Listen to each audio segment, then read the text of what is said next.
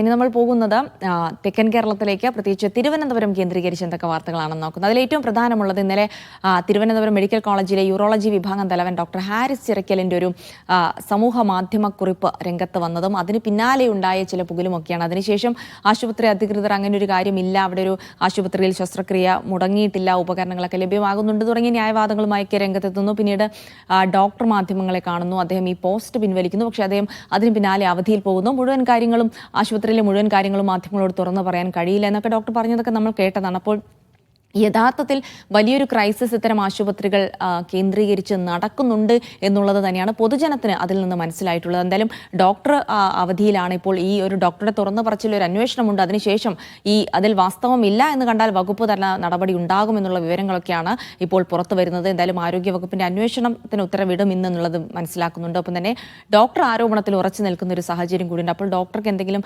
കൂടുതൽ പറയാനുണ്ടോ? അദ്ദേഹം മാധ്യമങ്ങളെ കാണാൻ സാധ്യതയുണ്ടോ?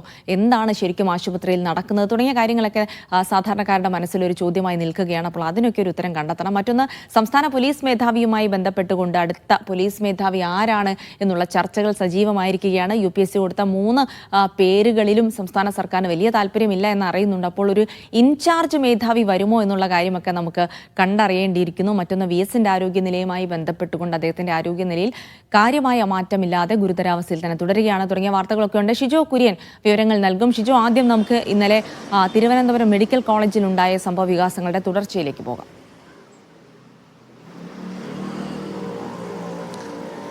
ജൽസി, ഗുഡ് മോർണിംഗ്. ഈ വാർത്തകളിലേക്ക് വരുന്നതിന് മുമ്പ് തന്നെ ആദ്യമേ ഒരു കാര്യം പറയാനുള്ളത്, ഞാൻ ഈ നിൽക്കുന്നത് നമ്മുടെ ഈ ഇന്നലെ മെഡിക്കൽ കോളേജിനെതിരെ ആരോപണം ഉന്നയിച്ചെടുത്ത് യൂറോളജി വിഭാഗം മേധാവിയുടെ വീട്ടിലേക്ക് പോകുന്ന വഴിയിലാണ്. നമ്മൾ ഈ നിൽക്കുന്ന വഴിയിലടക്കം ഈ തെരുവുനായയുടെ ശല്യമുണ്ട്. ഈ നിൽക്കുമ്പോഴൊക്കെ നമ്മുടെ ഈ ക്യാമറ കാണിക്കുന്നതിന് പ്രയാസമെന്ന് തോന്നുന്നു. തൊട്ടടുത്തൂടെയൊക്കെയാണ് ഈ നായ്ക്കൾ പോകുന്നത്. അതുകൊണ്ട് ഏത് സമയത്തും എന്ത് സംഭവിക്കാം എന്നൊരു ഭയത്തോടു കൂടിയാണ് ഞാനിവിടെ നിൽക്കുന്നത്. ഇനി വാർത്തകളിലേക്ക് വന്നാൽ, തിരുവനന്തപുരം മെഡിക്കൽ കോളേജിൽ ഉപകരണമില്ലാതെ ശസ്ത്രക്രിയ മുടങ്ങി എന്നുള്ള ഒരു ഗുരുതരമായിട്ടുള്ള കാര്യം ഡോക്ടർ തന്നെയാണ് വെളിപ്പെടുത്തിയത്. ഒരു വകുപ്പ് മേധാവി തന്നെയാണ് വെളിപ്പെടുത്തിയത്. യൂറോളജി വിഭാഗം മേധാവിയായിട്ടുള്ള ഡോക്ടർ ഹാരിസ് അദ്ദേഹത്തിൻ്റെ ഫേസ്ബുക്ക് കുറിപ്പിലൂടെയാണ് കഴിഞ്ഞ 2 ദിവസങ്ങളായിട്ട് ഇക്കാര്യങ്ങൾ അറിയിക്കുകയും ചെയ്തത്. ഉപകരണമില്ലാതെ ശസ്ത്രക്രിയകൾ മുടങ്ങുന്നു എന്നുള്ളത് നമ്മൾ ഉത്തരേന്ത്യയിലെ പല സംസ്ഥാനങ്ങളിൽ നിന്നും കേട്ടിട്ടുണ്ട്. അത് കേരളത്തിൽ സംഭവിക്കില്ല എന്ന് നമ്മളെല്ലാം പ്രതീക്ഷിച്ചിരുന്നതാണ്. ആരോഗ്യ കേരളത്തിൻ്റെ നമ്പർ 1 എന്ന് പറയുന്ന ആരോഗ്യ കേരളം, അതിനകത്ത് എല്ലാ സൗകര്യങ്ങളും ഉണ്ട് എന്ന് സർക്കാർ സംവിധാനങ്ങൾ ആവർത്തിച്ച് എപ്പോഴും പറയുന്നതാണ്. പക്ഷേ അത് അങ്ങനെയൊന്നുമല്ല എന്നുള്ള യാഥാർത്ഥ്യമാണ് ഡോക്ടർ ഹാരിസ് ചിറക്കൽ ഇന്നലെ ഫേസ്ബുക്കിലൂടെ വിളിച്ചു പറഞ്ഞത്. അപ്പോൾ ആ സംഭവവുമായി ബന്ധപ്പെട്ടുകൊണ്ട് ഒരു സർക്കാരിൻ്റെ വകുപ്പ് തല അന്വേഷണം ഉണ്ടാകും എന്നുള്ള വിവരം ഇന്നലെ തന്നെ DME പറഞ്ഞിരുന്നു. DMEയുടെ മേൽനോട്ടത്തിൽ ഒരു 4 അംഗ സമിതിയെ നിയോഗിച്ചിട്ടുണ്ട്. ഇത് സംബന്ധിച്ചുകൊണ്ട് സർക്കാരിൻ്റെ ഉത്തരവ് ആരോഗ്യവകുപ്പ് ഇന്ന് അന്വേഷണം സംബന്ധിച്ചുള്ള ഉത്തരവ് ഇടും എന്നാണ് നമ്മൾ മനസ്സിലാക്കുന്നത്. അങ്ങനെയെങ്കിൽ സർക്കാർ ആരോഗ്യവകുപ്പ് ഉത്തരവിട്ടതിന് പിന്നാലെ ആരോഗ്യവകുപ്പിൻ്റെ വകുപ്പ് തല അന്വേഷണം ഉണ്ടാകും. 4 അംഗ സമിതി അന്വേഷിക്കും. ആ അന്വേഷണം എന്താണ് സംഭവിച്ചത്, ഉപകരണങ്ങൾ വാങ്ങുന്നതിനകത്ത് ആർക്കാണ് വീഴ്ചയുണ്ടായത്. സാധാരണഗതിയിൽ ഒരു 4 മാസം മുമ്പെങ്കിലും എല്ലാ വകുപ്പ് മേധാവിമാരും ഈ പറയുന്ന DMEയോട് ഉപകരണങ്ങൾ വാങ്ങാനുള്ള എന്തൊക്കെ ഉപകരണങ്ങളാണ് വേണ്ടത് എന്നുള്ളത് സംബന്ധിച്ചുകൊണ്ട് ഒരു ലിസ്റ്റ് കൊടുക്കും. അത് പ്രകാരം DME പർച്ചേസ് ചെയ്യുകയാണ് ചെയ്യുന്നത്.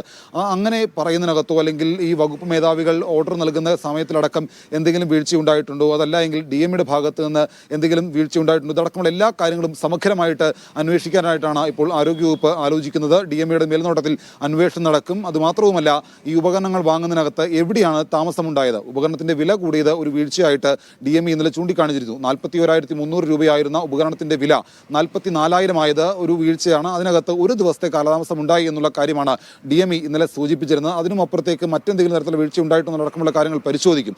അതുമാത്രവുമല്ല, വകുപ്പ് തല അന്വേഷണത്തിനൊപ്പം തന്നെ ഡോക്ടറോട് ഒരു വിശദീകരണം തേടും.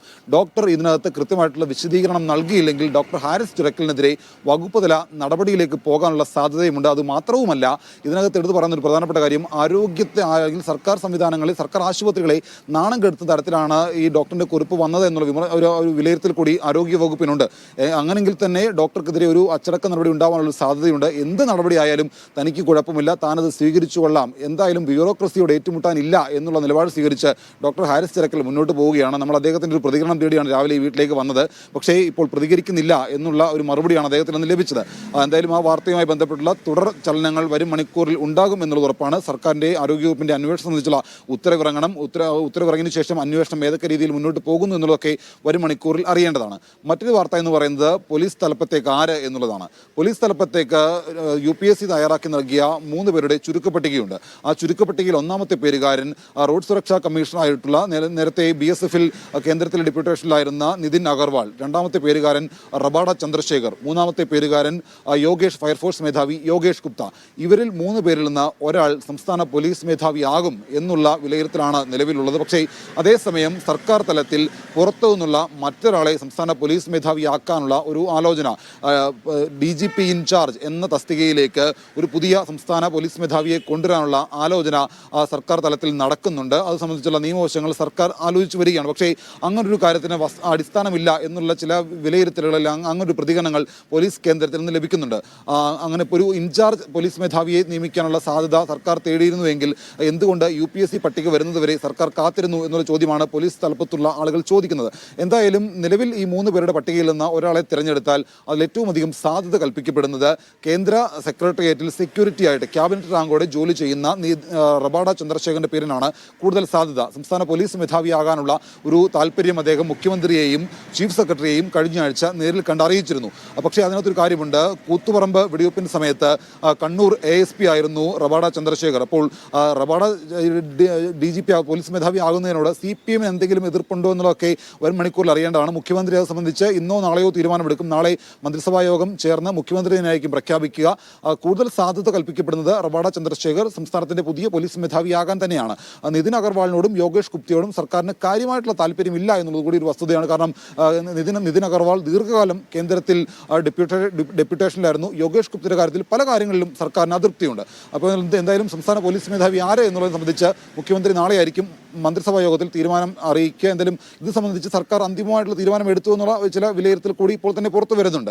മറ്റൊരു വാർത്ത എന്ന് പറയുന്നത് ഹൃദയാഘാതത്തെ തുടർന്ന് ചികിത്സയിൽ കഴിയുന്ന മുൻ മുഖ്യമന്ത്രിയും CPM-ന്റെ മുതിർന്ന നേതാവുമായിട്ടുള്ള VS അച്യുതാനന്ദന്റെ ആരോഗ്യനില സംബന്ധിച്ചാണ്. ആരോഗ്യനിലയിൽ കാര്യമായിട്ടുള്ള പുരോഗതി ഇല്ലാതെ തന്നെ മുന്നോട്ട് പോകുന്നു എന്നുള്ളതാണ് ആശുപത്രി അധികൃതർ അറിയിക്കുന്നത്. അതേസമയം അദ്ദേഹത്തിന്റെ മകൻ അരുൺകുമാർ ഫേസ്ബുക്കിലൂടെ അറിയിച്ചത് VS-ന്റെ ആരോഗ്യനിലയിൽ കാര്യമായിട്ടുള്ള പുരോഗതിയുണ്ട്, നേരിയ പുരോഗതിയുണ്ട്, അച്ഛൻ തിരിച്ചു വരും, അത് തീർച്ചയാണ് എന്നുള്ളൊരു പ്രതീക്ഷ അരുൺകുമാർ പങ്കുവെക്കുന്നുണ്ട്. എന്തായാലും കഴിഞ്ഞ തിങ്കളാഴ്ചയാണ് VS-നെ ഹൃദയാഘാതത്തെ തുടർന്ന് തിരുവനന്തപുരത്തെ പട്ടം SUT ആശുപത്രിയിൽ പ്രവേശിപ്പിച്ചത്. അവിടെ തീവ്രപരിചരണ വിഭാഗത്തിൽ വെന്റിലേറ്ററിന്റെ സഹായത്തോടു കൂടിയാണ് VS ചികിത്സയിൽ കഴിയുന്നത്. മരുന്നുകളോട് പ്രതികരിക്കുന്നുണ്ട് എന്ന് മകൻ അരുൺകുമാർ അറിയിക്കുന്നുണ്ട്. പക്ഷേ ഇത് സംബന്ധിച്ച് ഡോക്ടർമാർ കൃത്യമായിട്ടുള്ള ഒരു അറിയിപ്പ് നൽകിയിട്ടില്ല. നിലവിൽ വന്ന മെഡിക്കൽ ബുള്ളറ്റിൻ പ്രകാരം, ഇന്നലെ വൈകിട്ടോടുകൂടി വന്ന മെഡിക്കൽ ബുള്ളറ്റിൻ പ്രകാരം തൽസ്ഥിതി തുടരുന്നു എന്നാണ്. കുറച്ച് മണിക്കൂറുകൾ കഴിയുമ്പോൾ കൂടുതൽ ഈ സംബന്ധിച്ച് VS-ന്റെ ആരോഗ്യം സംബന്ധിച്ചുള്ള കൂടുതൽ വിവരങ്ങൾ നമുക്ക് പങ്കുവെക്കാൻ കഴിയും. ജിൽസി.